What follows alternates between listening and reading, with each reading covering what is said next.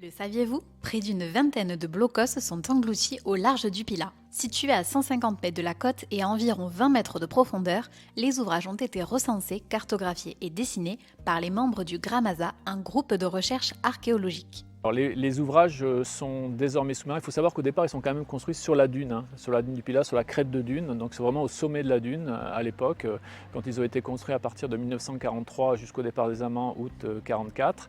Et en fait, avec le temps et l'érosion dunaire que l'on connaît, progressivement ces ouvrages se sont retrouvés sur la plage.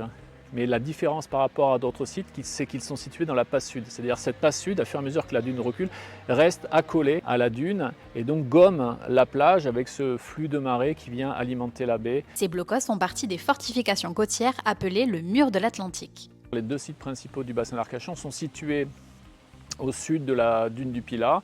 Vous avez un premier site, le plus important, qui s'étend sur près de 6 hectares, à hauteur de la maison forestière des Galouneilles. Donc là, vous avez vraiment des modules dont chacun avait une fonction, protéger un canon, protéger des munitions, protéger du personnel, pouvoir effectivement abriter une cuve à eau par exemple, tout ce qu'il faut pour maintenir une troupe et défendre le bassin d'Arcachon contre un éventuel débarquement des Alliés.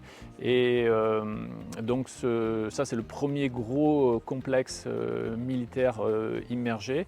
Et après un peu plus au nord, à hauteur du Petit Nice, du camping du Petit Nice, vous avez un autre site un peu moins important qui s'étend quand même sur 4 hectares.